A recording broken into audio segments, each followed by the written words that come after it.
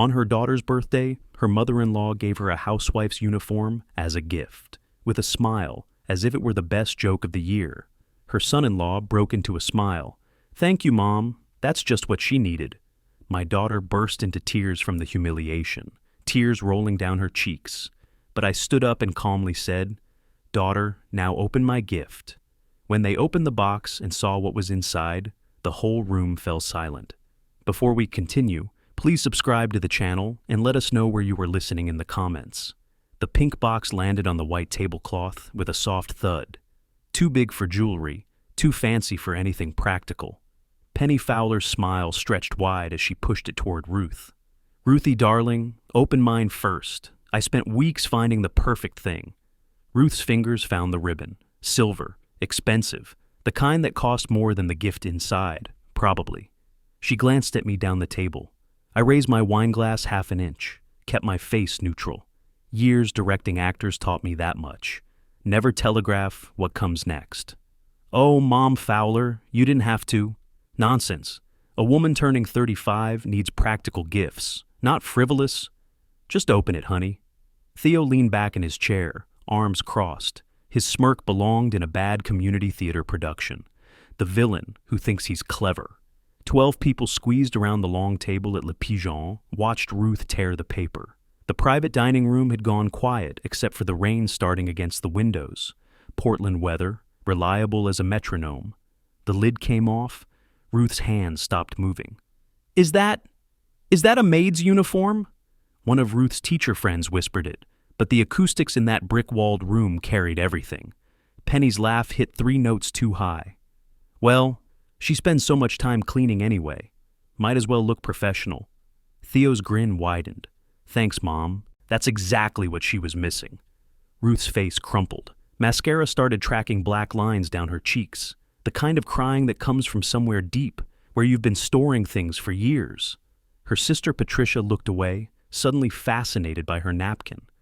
I don't... Oh, don't be so sensitive, Ruthie. It's just a joke." Penny reached across to pat Ruth's hand. Ruth pulled away. My index finger drummed once against the tablecloth. Once. Then I stood. "Ruth, open my gift now." My daughter's head snapped up. "Dad, I can't. Not right now." "Open it." I slid the small box across the table. Car keys tumbled out first, Toyota logo catching the pendant lights. Then the folder. Portland State University letterhead, visible through the clear plastic sleeve. Theo's chair scraped backward. "What is this?" I kept my eyes on Ruth. "Your mother dreamed you'd finish your master's degree. She talked about it the week before she died, the literature program. She wanted you to have choices." I paused. "Let the weight settle. Now you have freedom of choice." Penny's voice climbed another octave. "Well, that's very generous, but really, Kenny..." I turned to the server hovering by the kitchen archway. Young guy, mid-20s, watching the whole mess unfold with professional horror frozen on his face. "Thank you for the excellent service tonight." I pulled 200s from my wallet, placed them deliberately on the table, crisp bills, fresh from the ATM that morning when I knew, somehow, I'd need an exit strategy. The walk to the door took maybe 15 seconds. Felt longer. Behind me, voices erupted, Theo's bark of anger, Penny's shrill justifications spinning faster and faster, Ruth's sobs, other diners craning their necks from the main room. The heavy wooden door shut behind me. Cool air hit my face. March in Portland, 48 degrees, damp, smelling like rain and exhaust. My phone started buzzing before I reached the Volvo. 3 times. 4. I didn't look.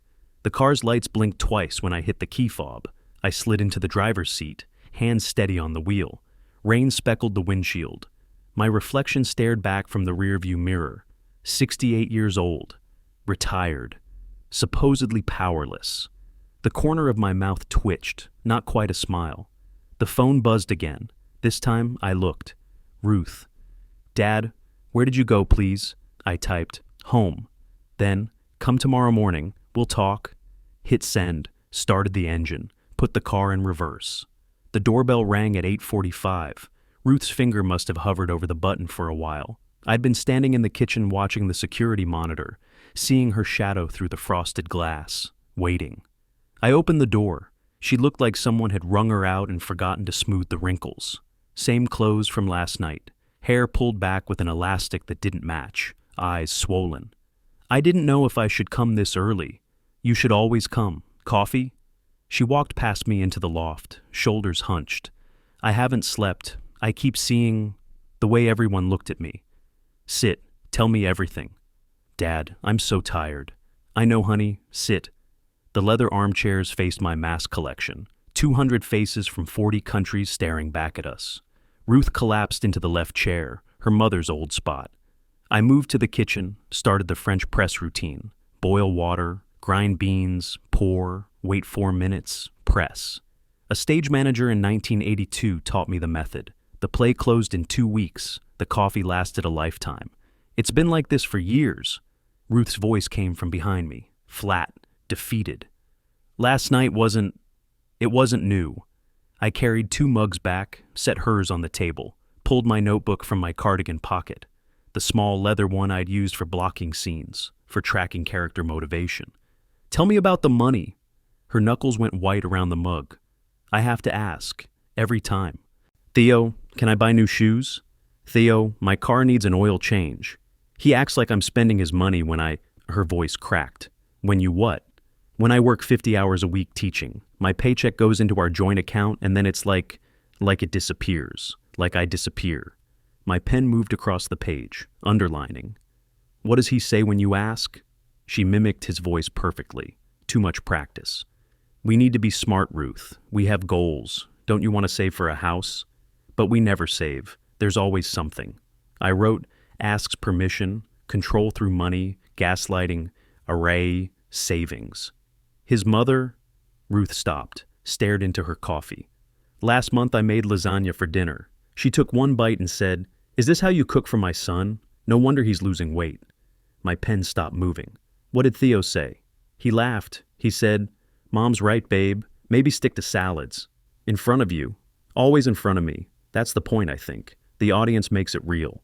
I stood, walked to the masks, touched the Japanese no mask briefly, the serene one, the one that hid everything. I should have seen it, at your wedding. You couldn't have known? You were practicing your vows. He kept interrupting. Ruth, that's too long. Ruth, nobody cares about that story. You changed every word. Ruth's head came up. You remember that? I'm a director. I notice when someone's rewriting the script.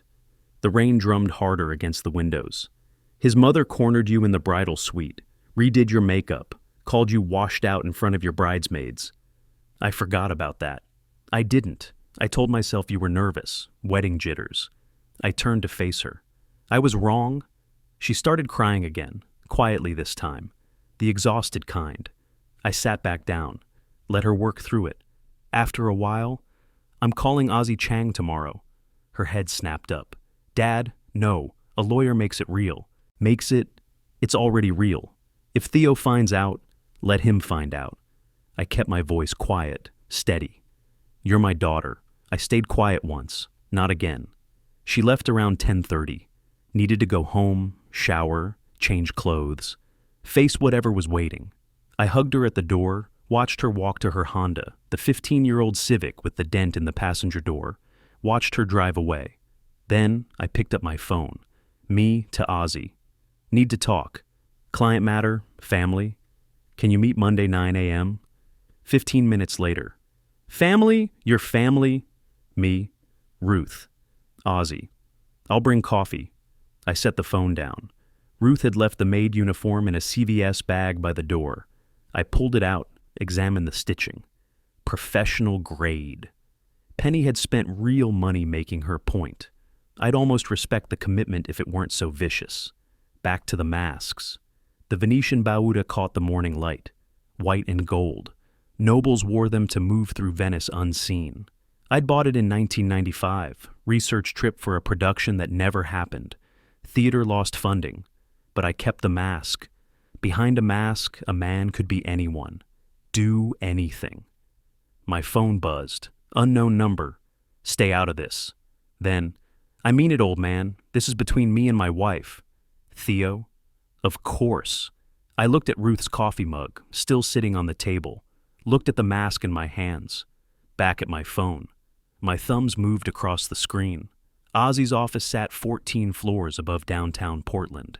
The elevator played smooth jazz from 1987. Some things never change. Ozzy's hourly rate, for instance. He looked up when his assistant showed me in. So your text said, Ruth. I'm assuming this isn't about her car insurance. I settled into the leather chair across from his glass desk.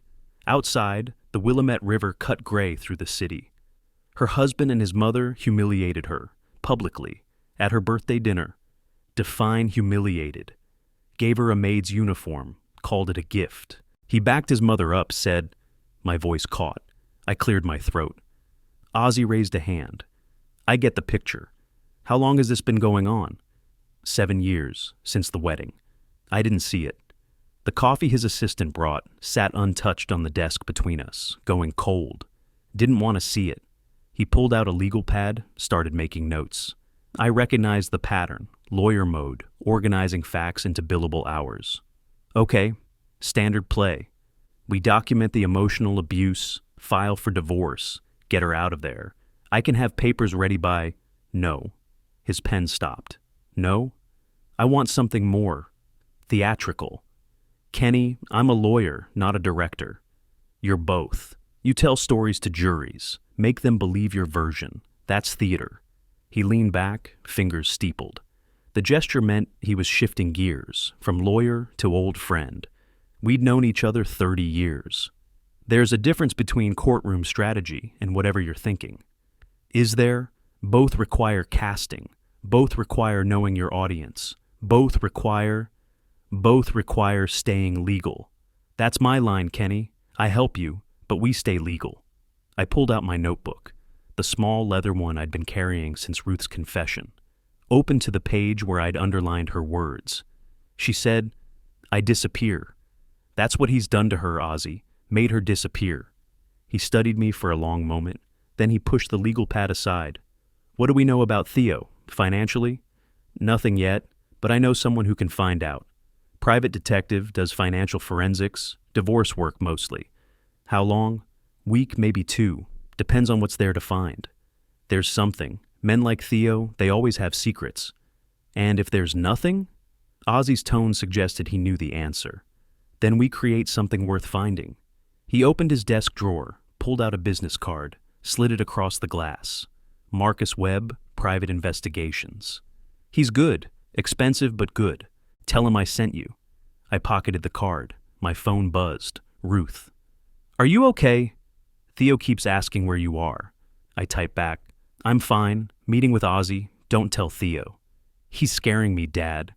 You're staying with me tonight. Pack a bag. Tell him your sister needs you. He won't believe that. He doesn't have to believe it. Just come. Ozzy watched me text. She's at your place? As of tonight. Good. Keep her there. He made another note. What else do you need from me? Time, and maybe forgiveness if this goes sideways. I can give you time. The forgiveness depends on how far sideways we're talking. Rain started speckling the windows. I stood, shook his hand. I'll call you when I know more. Kenny? He didn't let go. These things get messy. You sure you want to direct this particular show? I've been directing for 40 years. I know what I'm doing. Looking back, that's when I should have known I was in trouble. The moment you say you know what you're doing is usually right before everything falls apart. Frida answered her door at 2 in the afternoon, wearing a silk kimono and reading glasses. A cigarette burned between her fingers. She'd light them, gesture with them, let them burn down to ash without taking a puff. Theater habits die hard. 36 hours since I've seen you, and you show up soaked like a drowned cat. Either someone died, or you need a favor. Favor, maybe. I stepped into her apartment. The Alphabet District suited her. Artistic, cluttered, walls covered in playbills spanning 4 decades. Are you still acting? She gestured with the cigarette, ash dropping onto her kimono. She brushed it off without looking. Darling, I'm 70 next month. I'm playing grandmother roles in community theater. Last week I was Grandma and Charlie in the Chocolate Factory. 8-year-olds kept asking if I was real. How would you feel about playing a rich investor? Her eyes narrowed. The look she got when a script interested her. How rich? What's the investment? And most importantly, She leaned in. Who's the mark? My son-in-law. And I can't tell you more until I know more. But Frida. I touched the old Hamlet playbill on her wall. 1985, Artists' Repertory Theater. We'd co-directed it, her playing Gertrude to a Hamlet, who later moved to New York and disappeared into off-Broadway obscurity. I need someone I trust, someone who can improvise. You had me at son-in-law, that little prick from Ruth's wedding, the one who kept checking his phone during the vows. I nodded. She poured bourbon into 2 glasses, 2 in the afternoon, theater hours. Remember what I said during Hamlet, opening night, backstage? You said a lot of things, most involving the lighting designer's incompetence. After the performance, we were at Huber's, celebrating. You asked me why I loved that play. She smiled, remembering. You said, the best revenge is watching people destroy themselves while thinking they're winning. You were talking about Claudius. I'm still talking about Claudius, just a different production. She handed me the bourbon. When do I get my script? When I finish writing it. I called Marcus Webb from the street outside Freda's building. Rain soaked through my cardigan, the same one from Saturday probably. Frida wasn't wrong about that. His voice came through gruff, professional. Ozzy says you need financial background on 2 individuals. 3, my son-in-law, his mother, and my younger daughter. Pause. Your daughter? She's in debt. I don't know to who or for what. I need to know. This a divorce case? It's a family case. How long will it take? Social security numbers help. Bank names help more. Full names and addresses, I can work with that. Give me 10 days. You have 7. He chuckled. Ozzy said you were pushy. Okay, 7. But my rate goes up for rush jobs. Send Ozzy the invoice. Already did. I walked back toward my apartment. The streetcar rattled past, headed downtown. My phone buzzed. Unknown number? I opened it. A photo. Ruth's Honda Civic. Deep scratch down the passenger side, fresh and deliberate, cutting through the paint to bare metal. Another text. Tell your daughter to be more careful where she parks. My hand tightened on the phone, started to type a response, stopped, deleted it. Theo wanted a reaction, wanted me scared or angry or reckless.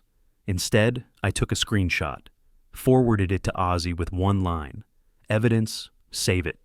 Then I kept walking. The rain kept falling. Somewhere behind me, Frida was probably already practicing accents in her mirror, trying on different versions of whatever character I'd need her to become. And somewhere across town, Theo was congratulating himself on his intimidation tactics, thinking he'd won something. He had no idea the show was just beginning. Marcus Webb spread documents across my coffee table like he was dealing cards. Bank statements, credit reports, transaction histories, numbers in columns, debts in red, secrets bleeding through official letterhead. Your son-in-law is underwater, $47,000 in cryptocurrency losses.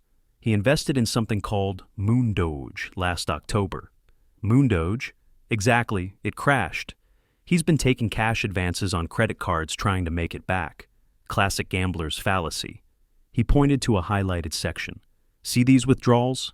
ATM cash advances at 3 different banks. The interest alone is killing him. Ruth stood in the kitchen doorway, coffee pot frozen in her hand. She'd been staying with me since Monday. 3 days of her sleeping in the guest room, jumping every time her phone buzzed. Does he know I know? Not unless you check the Amex bill carefully. He's been hiding statements, separate email account, P.O. box. He's got a system. She set the coffee pot down. I don't check. He handles the money. Says it's too complicated for... She stopped herself. For what? I pushed my reading glasses up my nose, scanned another page. For me to understand, that's what he says. Webb pulled out another file, thicker. Your son-in-law's mother, Penelope Fowler, $35,000 in medical debt. Cosmetic procedures mostly, Botox, fillers, laser treatments. She's been bouncing between clinics, paying minimums on care credit accounts. I wrote in my notebook, desperate, vain, drowning. And my daughter Patricia? The question I'd been dreading. Webb looked uncomfortable. You sure you want to? Everything. You said you'd tell me everything. He slid the last file across. $28,000. Personal loan from Cascade Credit Union. Co-signed by her then fiancé, Derek Simmons. Wedding was supposed to be last June. Big venue, Portland Art Museum. He left 3 weeks before. The pen stopped moving in my hand. She never told me she was engaged. She's been paying it alone. He declared bankruptcy, skipped the debt. Collection agencies started calling in January. That's why she didn't defend me at Ruth's birthday. The pieces clicking together. She needs money. Webb gathered his documents. That's everything. My invoices with Ozzy. After he left, I sat with the files. Ruth brought coffee this time, actual coffee, and sat beside me. "What are you thinking?" she asked. "I'm thinking they're all desperate. Desperate people make mistakes." I opened my notebook to a fresh page. And desperate people can be motivated. "Dad," her voice carried a warning. "What are you planning?" "Something theatrical." Frida arrived at noon. She'd brought a wig, silver gray, elegant, expensive looking. Designer clothes borrowed from somewhere. 3 different pairs of reading glasses. "So, I'm a wealthy investor interested in cryptocurrency. What's my background?" I handed her the character notes I'd written. "Old money, Boston family, widowed. You made your real money in tech startups in the 90s. Now you dabble in high-risk investments for fun." She tried on the wig, examined herself in my bathroom mirror. "Darling, I love her already. What's my tell? Every character needs a tell." "You twist your wedding ring when you're about to close a deal. Makes men think you're vulnerable." She laughed, that full-throated sound that used to fill theaters. "You magnificent bastard. You really did think this through." Ruth watched from the couch, first smile I'd seen in days. "This is insane. What if he recognizes you? From my wedding?" Frida adjusted the wig, added the glasses, transformed. "Honey, I was 70 pounds heavier and blonde. Plus, men like Theo don't notice women over 60 unless they're serving them coffee." I sent the email Tuesday evening, used a burner account, professional language, mentioned exclusive cryptocurrency recovery program, and select clients only. Attached a fake prospectus I'd spent 6 hours designing. Theo responded in 40 minutes, Thursday afternoon. Stumptown Coffee on Southeast Division. I chose it because Theo suggested it, his territory, where he'd feel comfortable, confident. We needed him confident. Frida arrived first, 10 minutes early, like I taught her. Ordered a pour-over, expensive single origin. Sat by the window where light would catch her rings. I waited outside, across the street, watching through the glass. Theo entered at 2 exactly. Scanned the room. Found her. His posture changed when he approached, chest out, shoulders back. Predator who thinks he's found prey. The handshake. Frida's perfect smile. They sat. I couldn't hear the words, but I could read the performance.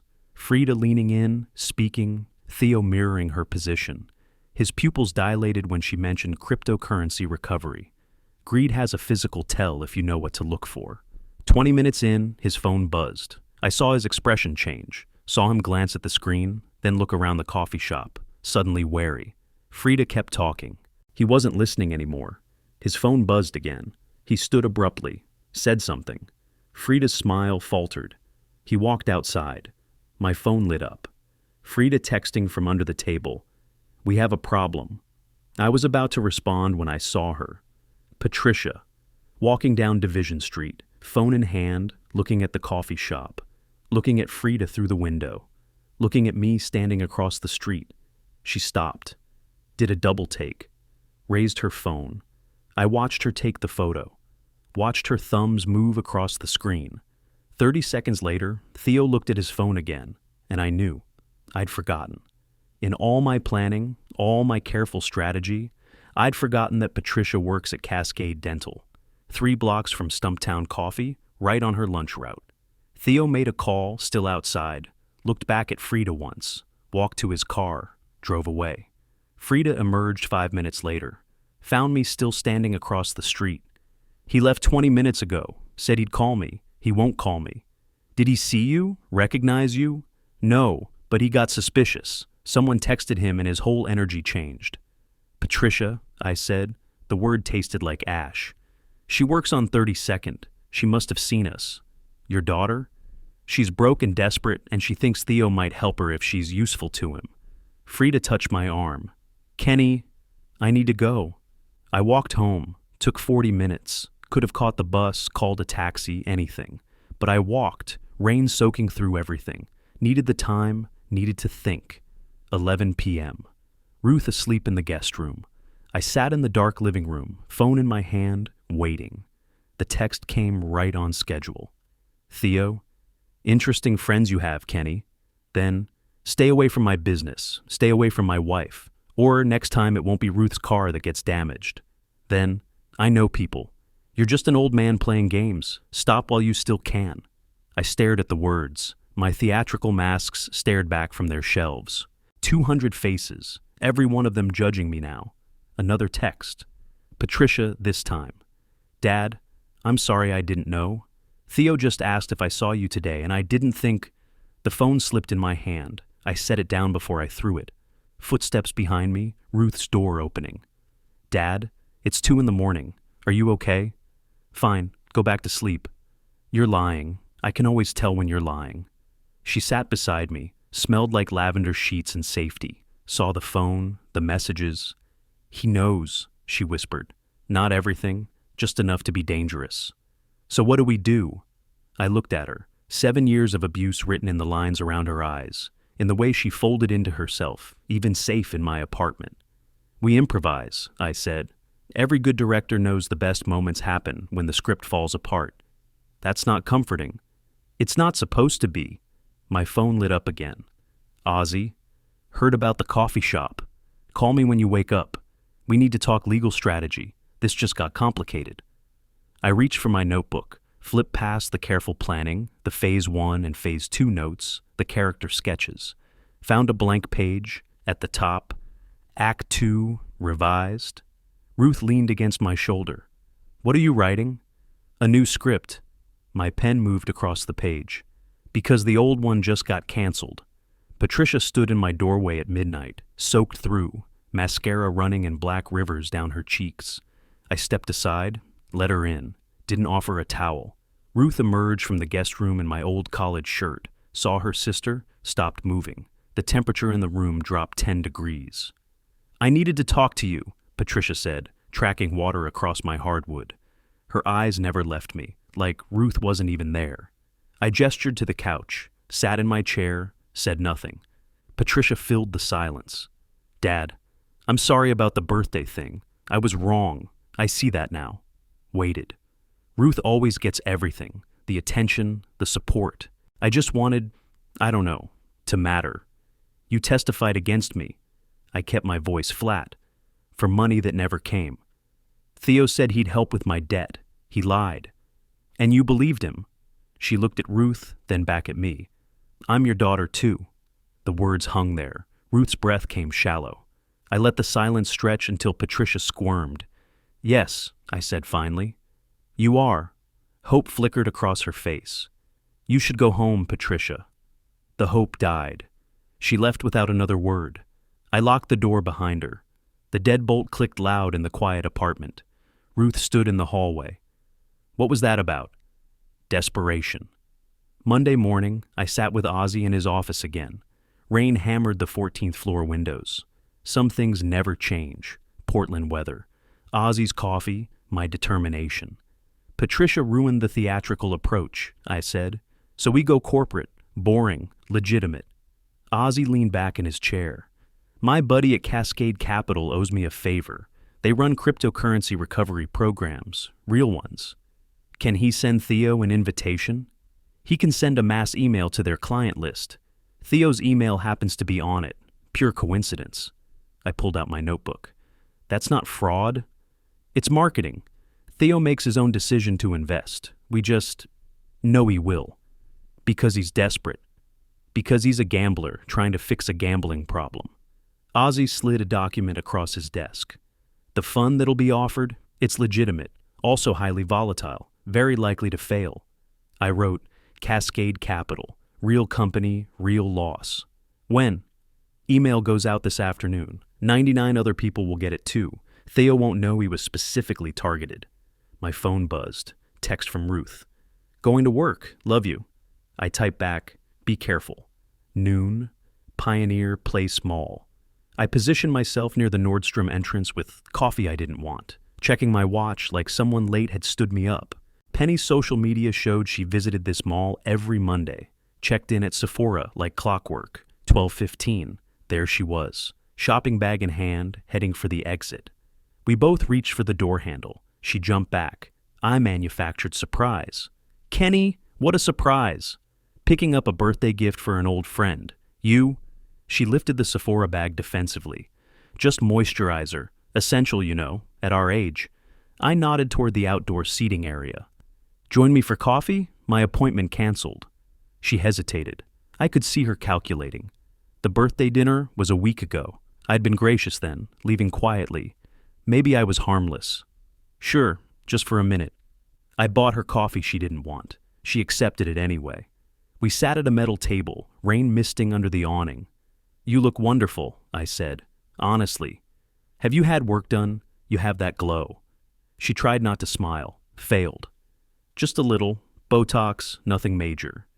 I have a friend in Beverly Hills, plastic surgeon. Does incredible work. He gives referral discounts. I could get you his information if you're interested. Her fingers touched her face. Unconscious gesture. I mean, maybe, just to have, for future reference. I pulled a napkin from the dispenser. Wrote, Dr. Marcus Klein, Beverly Hills. Added a phone number, slid it across, she pocketed it. We talked about nothing for 10 more minutes. I excused myself. Got a parking ticket walking back to my car. $65, worth every penny, Tuesday morning. Theo sat at his office desk, coffee in hand, opening his email. I wasn't there, but I heard about it later. The coffee cup hit the floor, ceramic exploding. His assistant knocked. Everything okay? Fine, just close the door. He called the number in the email, customer service representative, professional and sympathetic. Yes, Mr. Fowler, I'm very sorry. The cryptocurrency recovery fund experienced significant volatility. Your investment of $25,000 is unrecoverable. I sat in my apartment when Ruth called, voice shaking. Dad, something's wrong with our account. What do you mean? I went to get groceries. The ATM said we have 18,000 left. We had 43. I let the silence breathe. Where did it go? Her voice climbed higher. Dad, where did $25,000 go? Ask your husband. I'm scared too. Don't be scared. Be angry. She hung up. I made more coffee, waited. 7 p.m. My phone rang. Ruth, crying so hard I could barely understand her. He took it, all of it. He said it's an investment. He won't tell me what kind. Where are you now? Locked in the bathroom. He's downstairs watching TV like nothing happened. Can you leave? Come here? I don't know. Maybe he's right. Maybe I'm overreacting. My hand tightened on the phone. Ruth, listen to me. You're not overreacting. You're reacting appropriately to someone stealing from you. Pause. It's not stealing if his name is on the account. Baby, yes it is. I heard her breathing. In, out. Getting control. Come stay with me tonight, I said. Bring your bank statements, everything financial you can find. He'll know I'm taking documents. Good, let him know. Dad, trust me. I heard drawers opening, Theo's voice in background. What are you doing up there? Ruth, shakier. Packing some things. Packing for what? I'm staying at my father's tonight. His voice closer now. Like hell you are. My grip tightened. Ruth, you okay? I'm fine. But she wasn't. Door closing. I'm coming out. Ruth, if he tries to stop you, I know. I'll call 911. Footsteps. Theo's voice rising. You're not going anywhere. We need to talk about this like adults. Ruth's voice stronger. I am going. You can either let me, or you can explain to the police why you're preventing your wife from visiting her father. Silence. Then Theo, different tone, wheedling. Baby, come on. I'm sorry. Let's talk about this. I'll explain everything. Tomorrow, maybe. Ruth, door opening, car keys jingling. I released the breath I'd been holding. I'll be waiting up. 20 minutes. The call ended. I stood at my window, watched the street. Headlights appeared, Ruth's Honda pulling to the curb. My phone buzzed. Text from Ozzy. Investment email sent. He opened it 6 times already. Hook set. I typed back, Ruth coming here tonight, bringing financial documents. Ozzy, Good, we'll need them. Another buzz, unknown number, photo of my building entrance. Taken tonight, timestamp showed. Text below. I know where you live, old man. I know what you're doing. Last warning. I looked down at the street. Cars parked along Lovejoy. Shadows. Rain. No way to tell who was watching. My apartment buzzer rang. Security camera showed, not Ruth. Patricia. Soaked from rain, looking up at the camera, finger pressing the buzzer again. I opened the door. Patricia made coffee. Badly. Left grounds in the sink. Water on the counter. If she was auditioning for favorite daughter, she needed better material. Ruth refused to speak to her. Stayed in the guest room with the door locked. I sat in my chair, reading the newspaper, not acknowledging Patricia's cleaning performance. Dad, I'm sorry about the birthday thing. I was wrong. I see that now. Didn't look up from the paper. Ruth always gets everything. The attention, the support. I just wanted... You testified against me. Finally met her eyes. For money. Theo said he'd help with my debt. He lied. And you believed him. She sat on the edge of my couch, twisted her hands together. I'm your daughter too. Long pause. Let her sit in it. Yes, you are. Hope bloomed on her face like a flower before frost. You should go home, Patricia. She left. I locked the door. Ruth emerged from the guest room. What was that about? Act 3. She's trying to pick a side. Doesn't realize there aren't any good options for her. Tuesday, 9 a.m. My phone rang. Number I didn't know. Is this Kenny Hawkins? This is Brandon from Cascade Capital Customer Service. I'm calling because we processed a significant investment from Theodore Fowler yesterday, and our system flagged unusual activity. I sat up straighter. What kind of activity? Mr. Fowler invested $25,000 in our cryptocurrency recovery fund. The system noted this was from a joint account where you're listed as a significant contributor. I've put money in that account for years, gifts to my daughter. That's what our records show. I'm required to inform you that Mr. Fowler made this investment without consultation. If you want to file a dispute, no dispute, but thank you for letting me know. There's one more thing, the specific fund Mr. Fowler chose. It's highly volatile. In fact, pause. I probably shouldn't tell you this, but it failed this morning. Total loss. I closed my eyes. The entire $25,000? Yes, sir. I'm very sorry. Mr. Fowler will receive official notification within the hour. Somewhere across town, Theo's phone was ringing. California area code. Penny answered in her bathrobe. Morning coffee? Half asleep. Mrs. Fowler, this is Dr. Marcus Klein from Klein Aesthetics in Beverly Hills. Kenny Hawkins gave me your information. Her voice sharpened, suspicious. He did? He mentioned you were interested in facial rejuvenation procedures. I'm calling because we have a cancellation in our surgery schedule, very rare, and Kenny specifically asked if I could offer you our referral discount. I wasn't listening to this call, but Harrison Webb, Frida's actor friend, recorded it for me, sent me the audio that night.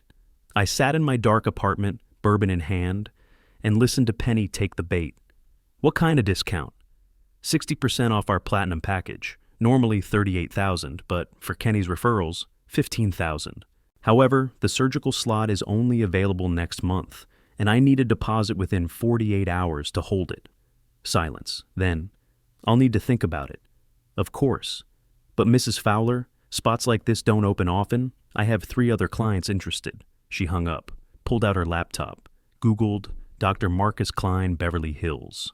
Found a beautiful website, 5-star reviews, before and after photos that would make anyone believe. Every review written by Frida using different names. Theo and Penny met at Theo's house Tuesday afternoon. Emergency summit. Both panicked, both looking for someone to blame. I know because Ruth was still receiving texts from Theo's phone. He didn't know she'd forwarded his contacts to her laptop. Every text he sent his mother, Ruth saw. Theo. $25,000. Gone. Just gone. Penny. At least I have the surgery opportunity. If I look younger, I could get a better job. Theo. Mom, that's not how this works. Penny. Don't you yell at me. Where did you even get $25,000? Theo. From my account. Penny. Your joint account with Ruth. Her father's been putting money in there for years. Long pause. Then. Theo. You think Kenny? Penny. The investment email, the doctor calling me, the timing. It's him. They hired an attorney, Barry Morrison, strip mall office, flickering sign, cheap suit. I looked him up, specialized in nuisance lawsuits, the kind that settle for $20,000 just to go away. Ozzy called Wednesday morning. You're being sued. Interference with marriage, intentional infliction of emotional distress. They want $100,000. I laughed. Couldn't help it. You think this is funny? They're doing my work for me. Kenny, Discovery works both ways, Ozzy. They demand my records, I get theirs. Everything. All the debts, all the lies. All of it becomes court record, public document. Silence on the other end. Then, you wanted them to sue you. I wanted them to think they were winning, right up until they're not. Ruth looked up from her laptop. 7 years of financial records spread across my coffee table. Bank statements, credit card bills, screenshots of text messages. What's funny? I showed her Ozzy's text about the lawsuit. Her face went pale. They're suing you because of me? Because they're desperate. Desperate people make mistakes. She closed her laptop. Dad, I need to tell you something. The tone in her voice stopped me. What? The money Theo took. Most of that was from you. Your gifts over the years. You kept putting money in that account for our future. I know. He gambled with your money. Yes. I could testify to that in the lawsuit. I studied my daughter. 7 years of being called stupid, incapable, hysterical. Now thinking strategically, planning testimony. Would you be willing to do that? Her jaw set. I'd be willing to do more than that. She turned her laptop, showed me bank statements, yes, but also screenshots of texts, emails from Theo to his mother, photos of bruises on her arms from when he grabbed her during arguments. I've been documenting, she said, for 3 years. I didn't know what I'd do with it. Now I know. My throat tightened. Ruth, I want a divorce. I want full financial disclosure. I want him to hurt the way he hurt me. Are you sure? I'm sure. She looked at me. Teach me how to destroy him. My phone buzzed. Photo, my car, parked on the street below. Someone had keyed it, long scratch down the driver's side. Text. Next time it won't be the car. I showed Ruth. Her hand found mine. They're escalating, she whispered. Yes. Should we call the police? Pounding on my door. Not a knock. Aggressive, angry pounding. Theo's voice through the door. Ruth, I know you're in there. We need to talk. Now. Ruth's grip tightened. What do we do? The pounding continued. Ruth, open this door. I opened my phone, started recording video, voice and image both. We document everything, I said quietly, and we let him keep making mistakes. I'm calling the police, Theo shouted. You're holding my wife against her will. I walked to the door, kept the chain lock engaged, opened it 2 inches, phone recording. My daughter is here by choice. She's free to leave whenever she wants. Ruth, she appeared beside me, voice steady. I'm staying here, Theo. Go home. The money was for us, for our future. You don't understand? I understand you took $25,000 without asking me. I understand you lost it all. I understand you're scared. His face appeared in the gap, red, sweating. I'm not scared. I'm angry. Your father is manipulating you. My father hasn't manipulated anyone. You lost our money. You lied about it. You made me feel crazy for asking questions. Ruth, please, go home, Theo. I closed the door, locked it. The pounding started again, then stopped. Footsteps retreating down the hall. My phone buzzed. Ozzy. Police just called me. Theo filed a report. Says you're holding Ruth hostage. I sent him the video I just recorded. Ruth clearly stating she was staying by choice. Ozzy. Perfect. This helps us. He's unraveling. Ruth sat on my couch, hands shaking now that the adrenaline was fading. That was terrifying. You did perfectly. He's going to keep coming back. Probably. What do we do? I sat beside her, pulled out my notebook. Under Act 2, Revised, I added, Restraining Order. Ruth files based on harassment, financial abuse, documented evidence. That'll make him angrier. Yes, it will. Won't that be dangerous? Dangerous men make mistakes, mistakes we can document. Document enough mistakes, and we win. She leaned against my shoulder. When does this end? When they have nothing left to fight with. My phone lit up. Text from Harrison Webb, the actor playing Dr. Klein. She took the loan. $15,000 from Quick Cash Payday Loans. Interest rate 29%. She thinks she's paying for surgery next month. I showed Ozzy. Ozzy? And you're not actually taking her money? Harrison will string her along for 2 weeks, then cancel due to scheduling conflict. Offered a refund deposit she never actually sent. But by then she'll have the loan. High interest, new debt. Ozzy? That's dark. That's karma. 11 p.m. Ruth asleep in the guest room. I stood at my window, counted the masks on my shelves by the streetlight coming through glass. 200 faces, 200 different ways to hide the truth. My phone buzzed. Patricia. Dad, I saw Theo tonight. He's planning something bad. I stared at the text, didn't respond. Another message. Please talk to me, I want to help. Still didn't respond. Third message. I know I messed up, but I'm still your daughter. I typed, what is he planning? 3 dots appearing, disappearing, appearing again. Patricia. He's hiring someone. Me. Hiring who? Patricia. I don't know. He was on the phone. Said he needed help handling a problem. Said money wasn't an issue. I screenshot the conversation, sent it to Ozzy with one word. Escalation. Ozzy, I'm filing for the restraining order tomorrow. We can't wait. Rain drummed against the windows. Somewhere in Portland, Theo was making calls. Penny was reading about her fantasy surgery. Patricia was trying to choose sides in a war where every side led to ruin. And I sat in my dark apartment, writing in my notebook, planning the next act, knowing that when desperate men hire desperate help, things get messy. The show was just getting started. The courthouse smelled like old wood and broken promises. Multnomah County, courtroom 4B, half-full gallery.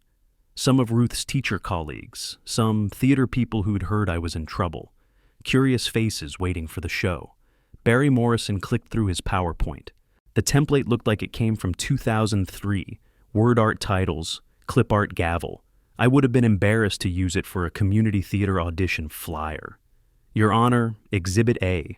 Photo of me and Frida at Stumptown Coffee appeared on screen. Morrison's laser pointer circled us like we were criminals. The defendant meeting with an unknown woman, plotting against my clients. Ozzy didn't stand, just called out, objection, speculation. My client is allowed to have coffee with friends. Judge Marianne Torres looked unimpressed. Sustained. Mr. Morrison, meeting someone for coffee isn't evidence of conspiracy. Morrison pushed forward. Photos, timelines. Patricia's written statement. My younger daughter claiming I'd been manipulative and controlling for years. Ruth's hand found mine under the table, squeezed tight. Then Ozzy's turn. He stood slowly, let the silence build, slid documents across to the clerk with deliberate precision. Your Honor, Exhibit 12, phone recordings made with consent of one party, legal under Oregon law. The courtroom speakers crackled. Theo's voice filled the room. Yes, I'm very interested in the cryptocurrency recovery program. I have about $25,000 I can invest. When can we start? Theo's face went red, whispered urgently to Morrison. Morrison waved him off. This is Mr. Fowler gambling with marital assets, Ozzy said. Assets largely contributed by my client as gifts to his daughter. Morrison tried. Your Honor, my client was the victim of fraud. Mr. Morrison, your client made an investment decision. The fraud claim is not before this court. Continue, Mr. Chang. Medical records. Ruth's therapist documenting 7 years of emotional abuse. Neighbor testimony, Mrs. Chen from SE Division Street. Shared wall with Theo and Ruth. He yells, Mrs. Chen said in her Vietnamese accent. Calls her names, stupid, worthless, hysterical. She cries. Penny stood up. This is ridiculous. She's lying. Judge Torres's voice cut like glass. Mrs. Fowler, sit down or I'll hold you in contempt. Bank records showing my contributions. Theo's gambling, documentation, evidence, everything laid bare. Morrison was sweating. Theo and Penny were whispering frantically. Then the side door opened. Patricia walked in. Ruth gasped, audible, heads turned. My pen stopped moving on the legal pad. Morrison's last-minute witness, the one he'd kept confidential. She avoided my eyes. focused on Morrison, sat in the witness chair, hands folded. Ms. Hawkins, what is your relationship to the defendant? I'm his daughter, his younger daughter. And can you describe his behavior toward you and your sister? Patricia's voice shook, reading from a mental script someone had fed her. He's always been controlling, manipulative. He turned Ruth against Theo. He's toxic. The word hung in the air. Toxic. Judge Torres leaned forward. Ms. Hawkins, I need specific examples. When did he manipulate you? Patricia fumbled. Well, it's more of a pattern, like he just always has to control everything. That's not a specific example. Can you describe a specific incident? He bought Ruth a car without consulting Theo. The judge looked incredulous. A father buying his daughter a gift is manipulative? When it's meant to cause problems, yes. I see. Mr. Chang, cross-examination. Ozzy barely glanced at Patricia. No questions, Your Honor. The witness has said enough. 10 minutes later, Judge Torres delivered her ruling. Lawsuit dismissed with prejudice. Costs awarded to the defendant. Mr. Morrison, I suggest you screen your cases more carefully. The gavel fell. We're done here. Morrison packed up fast. Avoided Theo's glare. Theo and Penny sat frozen, stunned. Ruth hugged me in the hallway. Ozzy shook my hand. Patricia emerged from the witness room, approached Theo and Penny with hopeful expression. I watched from 30 feet away. So, Patricia said quietly, about what we discussed. Theo turned, looked her up and down like she was something stuck to his shoe. You think we want anything to do with a loser who couldn't even keep a fiancé? Patricia's face froze. Penny laughed, sharp, cruel. You embarrassed us in court. Leave us alone. They walked away, left her standing there. Courthouse visitors flowing around her like water around a stone. Ruth saw her sister's face crumble. Should we talk to her? I said nothing. Dad? She made her choice. She looks destroyed. She tried to destroy us first. Ruth's voice went soft. I know, but she's still my sister, your daughter. I watched Patricia standing alone, realized what she'd just figured out. She'd sold us for $10,000 that would never come. Not today, I said. Today I can't. We left through the main entrance. Behind us, Patricia pulled out her phone, started texting numbers that wouldn't respond, calling people who'd blocked her. In the parking garage, I sat in my car, engine off, just watching people come and go. Across the concrete, Patricia stood next to her Honda, scrolling frantically. Every few seconds looking up, hoping someone was coming. No one came. She dropped her phone. It clattered on concrete. When she bent to pick it up, she started crying. Really crying. The kind that shakes your whole body. My hand moved to the door handle. My daughter, the one I'd taught to read Shakespeare when she was 8. The one who just called me toxic in open court. Ruth texted, "Where are you? We're waiting to celebrate." I typed, "Be there soon," but didn't send it. Started the engine. Backed out. Patricia looked up at the sound. Our eyes met across the garage. I could stop. Could roll down the window. Could ask if she needed help. I drove past. In the rearview mirror, she stood alone, watching my taillights disappear. My phone rang. Ozzy. "Kenny, we need to talk. I got a message from someone unexpected." "Who?" "Patricia. She wants to meet. Says she has information about Theo. Text messages. Things we can use." I stopped at the exit. Red light. "When did she contact you?" 20 minutes ago, right after they rejected her." "So she's desperate." "She's desperate, but desperate people tell the truth when lying hasn't worked. Question is, do you want to hear it?" The light turned green. "Set up the meeting," I said. "Tomorrow, your office. I want Ruth there too." "You sure?" "No, do it anyway." I made it 3 blocks before I had to pull over, hands shaking too hard to steer. My daughter had betrayed me, but the line between victim and volunteer, when had it gotten so blurry? I pulled out my notebook, flipped past all the plans, found a blank page, wrote, "What am I becoming?" Stared at those 4 words until a parking enforcement officer knocked on my window. That night, alone in my apartment, standing in front of my theatrical masks, I wondered what winning was supposed to feel like, because this felt like losing. The buzzer rang at 11:47. Security camera showed Patricia, soaked, mascara running. My finger hovered over the talk button. Ruth slept in the guest room. I was alone with the decision. Finally, "What do you want?" Her voice broke. "Dad, please, I have nowhere else to go." Long pause. "Third floor." I waited at the door, didn't open it until I heard her reach the landing, made her climb those stairs alone. When I opened the door, we stood there, eye contact, neither speaking for 30 seconds. "Come in." The tea kettle whistled. I filled 2 cups, proper tea in crisis, my ritual. Patricia sat on the couch wrapped in a blanket I'd provided silently, shivering from rain and shock. I took the armchair across the room. Not close, distance maintained. She talked, I listened. For the first hour, didn't interrupt. I needed the money, the wedding debts, collection calls. I couldn't. $10,000. "That's what you sold me for." She flinched.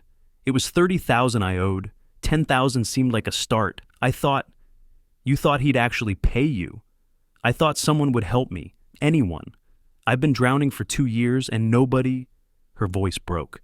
"You never asked me. You were busy saving Ruth. Perfect Ruth. Everyone always saves Ruth." My anger stayed quiet, controlled. "Ruth was being abused for 7 years. Where were you?" "I didn't know it was that bad." "You didn't want to know." Around 2 a.m., I asked about Derek, her ex-fiancé. "Why did he really leave?" She looked surprised. "How is that relevant?" "Answer the question." "He said I was too high maintenance, too expensive, too much." "Who told him that?" Pause. "What do you mean?" "Someone put those thoughts in his head. Derek was devoted to you. Then suddenly, 3 weeks before the wedding, he's gone. You think Theo had something to do with it?"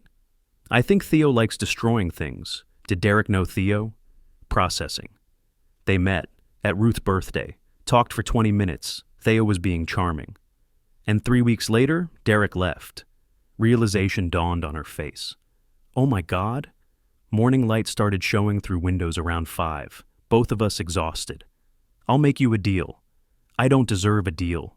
"No, you don't. But Ruth does. Ruth deserves to be free of him." "What do you need?" "Everything you have on Theo. Texts, emails, voicemails, every conversation. I'll give you everything. And in exchange, I'll pay off your debt, all 28,000. She stared. "Why would you?" "Not for you, for Ruth. Because when she's free, she'll need her sister, and her sister can't be drowning." Crying now? "I don't deserve this." "No, but you're going to earn it anyway." She unlocked her phone with shaking hands. I put on my reading glasses, scrolled through months of texts. One appeared, "Do this right, and I'll help you. Fuck it up like you fuck up everything, and you're on your own." My jaw tightened. Another, "Your sister is a weak, stupid cow. Time someone put her in her place." I stood, walked to the window, stayed there a full minute. A memory surfaced, unbidden. Patricia, age 8, 1992, my theater office. Gap-toothed smile, oversized script. "This is Juliet. She's brave. Can you read her part?" Stumbling over words. "Oh, Romeo, Romeo, wherefore art thou Romeo?" Gentle correction. Wherefore means why, not where. Juliet is asking why he has to be her enemy's son. Her eyes lighting up. Because of his name? Because of his name. Sometimes names matter, sometimes they shouldn't. "I like her, Daddy. She's brave." "Just like you." The memory faded. I looked at the woman on my couch. When had brave turned into desperate? Thursday morning. Ozzy's office. Patricia gave a formal statement. Ozzy recorded it. "I was offered $10,000 by Theodore Fowler to testify against my father. Legal documents, affidavit signing." Ozzy reviewed the text messages, occasionally looked up at me. "This is worse than I thought." "Good. Use all of it." While we built evidence against Theo, across town Frida was building something else. The Nines Hotel Restaurant. Upscale. Frida in designer suit from the costume department. Penny arrived early, desperate, eager, ordered just water. Couldn't afford the menu. Frida arrived 10 minutes late. Power move. Air-kissed Penny's cheeks, business proposal and leather portfolio. "Portland is underserved in aesthetic medicine. This clinic will be revolutionary." Penny's eyes glazed with dollar signs. "Do we have a deal?" Later, Penny at the bank. Withdrawing 20,000 borrowed from 3 friends. Medical emergency, she'd told them. The teller counted bills. Ma'am, that's a large amount of cash. Are you sure? It's an investment opportunity. I know what I'm doing. The teller's face said everything her training wouldn't let her say. Meeting Frida in the hotel lobby. Envelope changing hands. Frida counting bills, writing receipt on fake letterhead. When do I get the contract? Monday. My lawyer is finalizing terms. They shook hands. Frida left through the front entrance. Penny clutched her receipt, believing her problems were solved. That evening, her calls went to voicemail, texts unanswered, Google searches finding nothing. Panic. Calling Theo, voice shaking different now. I've been robbed, $20,000. I wasn't there for that call, but Patricia told me later. Theo's response, how do you have $20,000? Then realization. Mom, what did you do?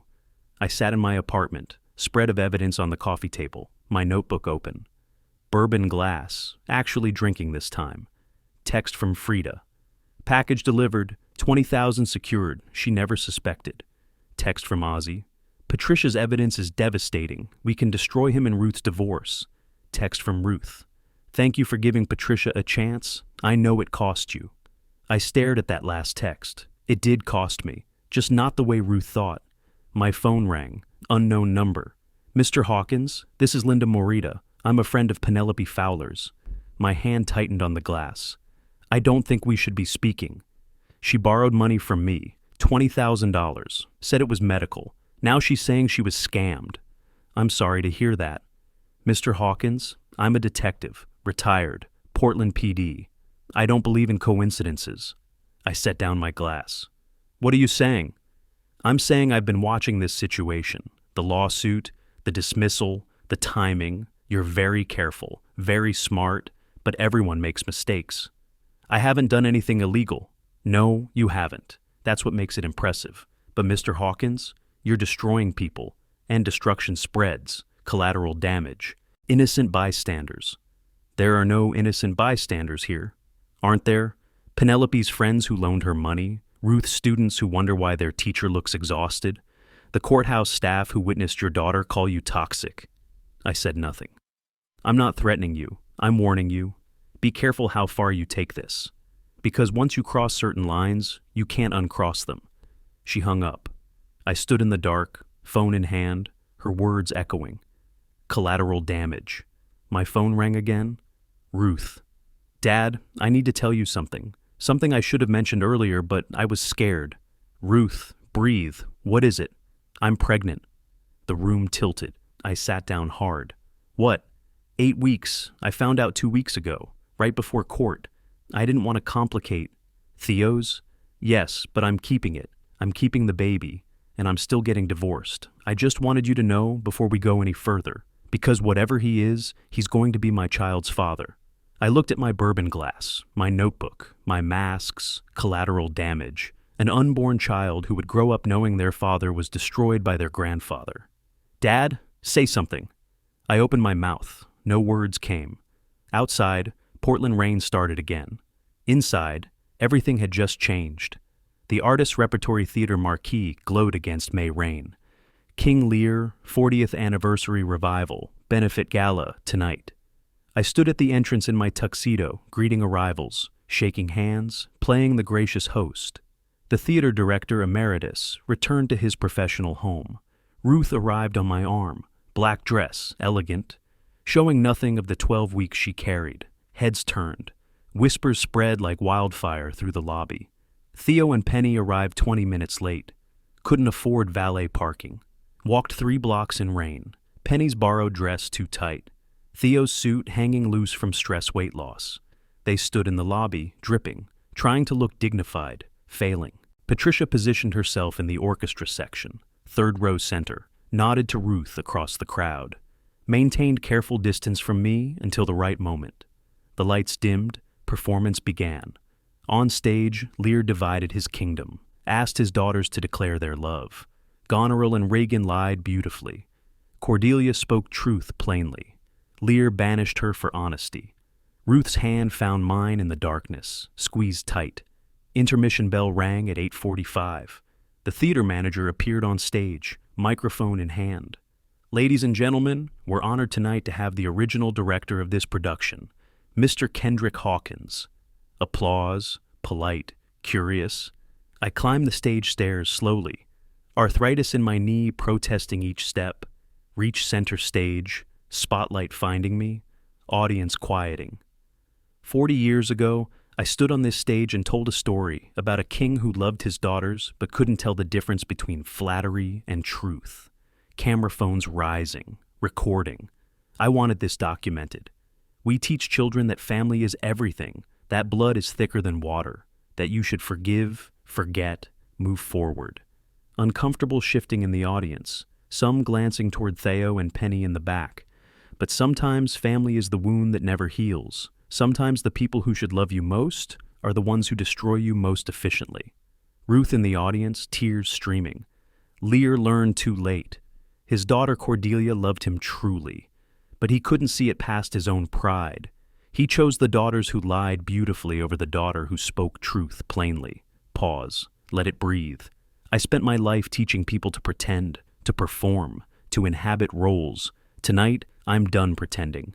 Sometimes the only way to save what you love is to cut away the rot, even when it costs everything, even when it costs you yourself. The applause started, confused. Was this about the play? Ozzy stood from the third row, buttoned his suit jacket. A woman in professional attire emerged from the side door. They walked directly to Theo and Penny. Theodore Fowler, Penelope Fowler, you've been served. Papers handed over. The lobby went silent except for the rustle of legal documents. Theo opened his envelope, face draining of color. Divorce? Ruth is... Penny opened hers. He's suing us? For $100,000? Another server appeared. Mr. Fowler, this is a criminal complaint, forgery in the first degree. Whispers becoming roar, phones filming. Theo's face going from white to red. Penny's phone buzzed. She pulled it out with shaking hands. Read the text. Swayed. Ma'am, are you okay? She hit the marble floor before anyone could catch her. Champagne glass shattering. Someone screaming for help. Paramedics arrived fast. Too fast. Almost like they'd been waiting. Theo pushed through the crowd, reached me at the stage, security intercepted. You bastard! You planned this! All of it! I stood at the microphone. My voice filled the theater, calm, clear. I did, every single moment. The audience gasped. Some laughed nervously. Theo struggled against security. I'll kill you! I'll fucking kill you! That's being recorded, Theodore. I'd advise against threats. More security. Theo dragged toward the exit, knocking over the champagne table, crystal smashing, his final scream from the doorway. This isn't over! I leaned into the microphone. Yes, it is. The ambulance took Penny. Theo followed in a taxi he couldn't afford. Ruth climbed onto the stage, hugged me, both of us shaking. Patricia appeared. I extended my hand, pulled her up beside us. 3 of us standing center stage, spotlight on all 3, the audience staring, uncertain if they'd witnessed theater or life. The theater manager rushed up. What just happened? Was that planned? The performance of a lifetime. Later, the show resumed. Half the audience had left. Those who stayed seemed uncertain what they were watching. I stood in the wings until the final curtain, watching the actor playing Lear rage against his daughter's betrayal. 40 years ago, I'd directed this production. Tonight, I'd lived it. Ruth found me as the applause died. We should go. Reporters are outside. Let them wait. We stood together, looking at the empty theater. Backstage, actors removed makeup. Stage crew struck the set. Life continued. Did you plan for it to go exactly like that? She asked. The serving, yes. Penny's collapse, no. She fainted in the lobby. Dramatically, then. Ruth almost smiled. Theo screamed death threats at you on camera. I heard. Aren't you afraid? I touched her shoulder. Of him? No. Of what I've become? Maybe. Silence. Around us, the theater emptied. There's something about the baby, she said. You're keeping it. She stared. How did you? You wouldn't have come tonight if you hadn't decided. I'm keeping him, she confirmed. It's a boy, Dad. But Theo won't have rights. Ozzy says with the criminal charges, the abuse. Good. But this baby will be your grandchild, Theo's child, your enemy's child. I turned to her fully. In the dim light, she looked so much like her mother. No, your child, my grandchild. Theo is just biology. You're choosing to be this child's mother. I'm choosing to be this child's grandfather. That's what makes family, not blood. Choice. Her eyes filled. I was so scared to tell you. That I'd love my grandchild less because of who the father is? Ruth. I planned this entire vendetta because I love you. She hugged me hard, body shaking. I won, I whispered. So why does it feel like I lost something?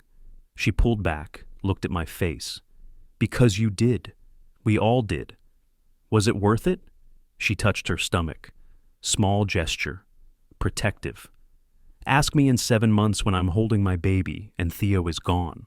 We walked out together, through the lobby where Penny had collapsed, through the doors to reporters and camera flashes. I paused at the threshold. After tonight, when it's all public and everyone knows everything, I want you to forgive me. For what? For waiting. For not seeing it sooner. For making you watch me destroy your husband publicly instead of helping you leave quietly. Dad.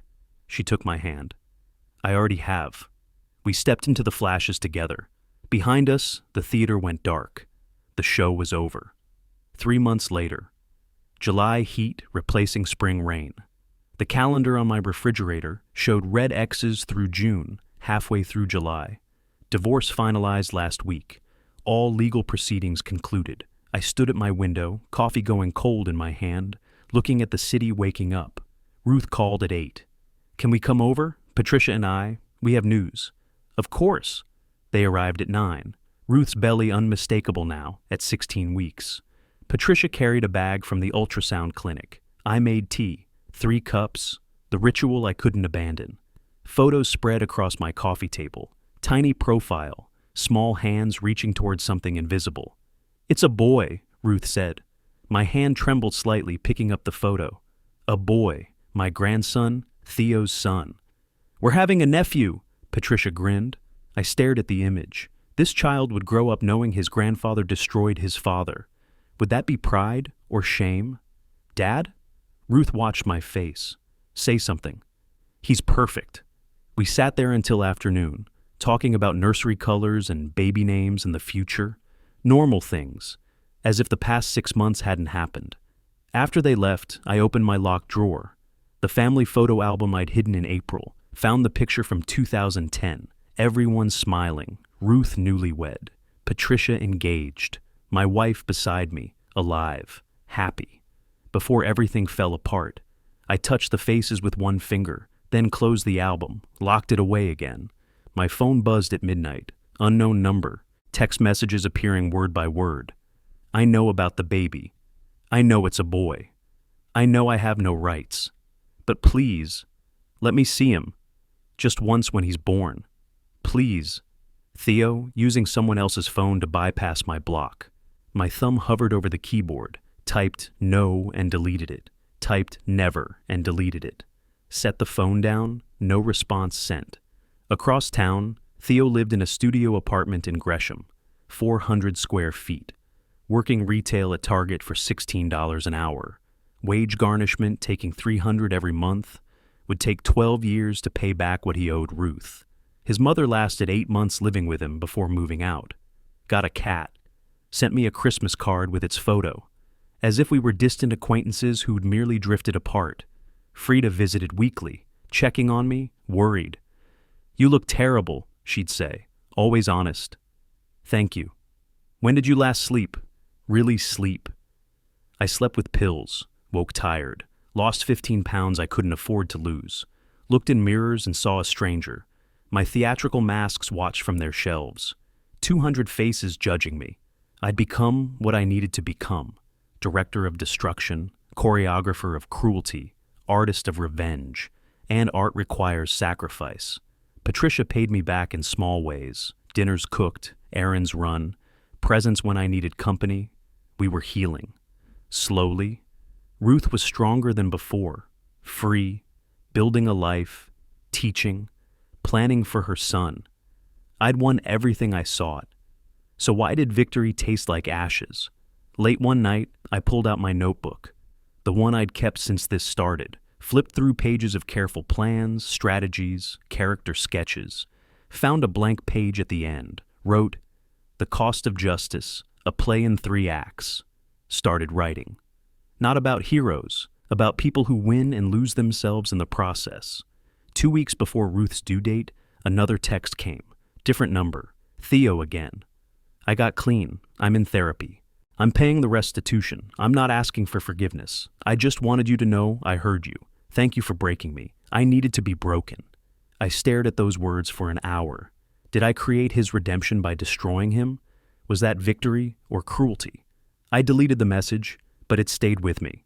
The baby came on January 15th, 7 pounds, 3 ounces, healthy, perfect. Ruth sent a photo, tiny face, eyes closed, wrapped in blue.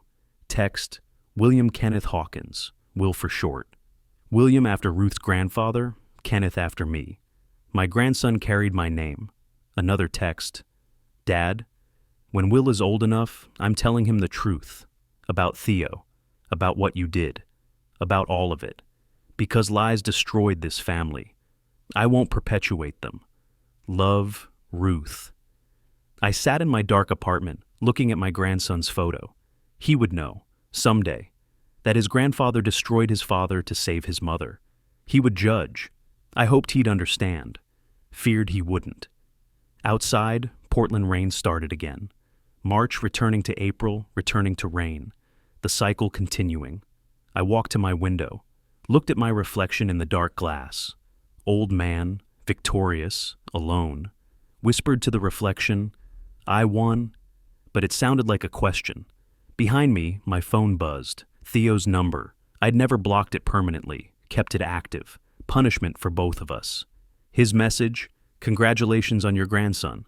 Just that, nothing else. I picked up the phone, typed, "Thank you." Deleted it, typed, "He'll never know you." Deleted it, finally just set the phone down. No response, again. Some questions don't need answers, only consequences.